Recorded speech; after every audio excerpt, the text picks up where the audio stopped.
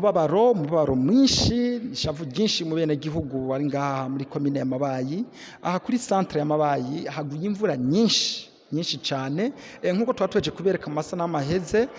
Twaberetse akuzi na nzero kashoboye kuzura kakarengerana umufurege bagaciriye, ariko n'akandi kuzi bita Kabere kari hepfo, kari ku mutumba wa Kabere nyene, kuzuye kararengerana, mazi nayone arashika mw'ibarabara.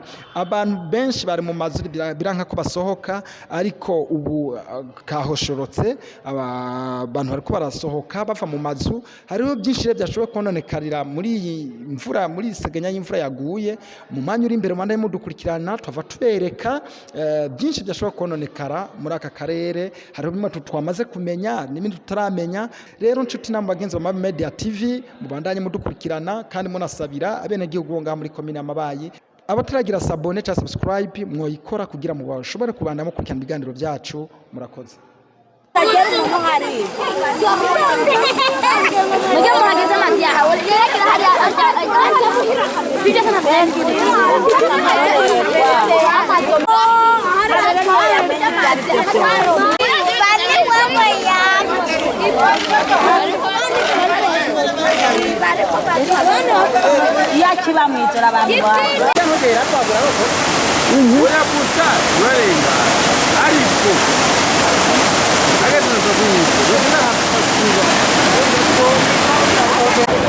Agora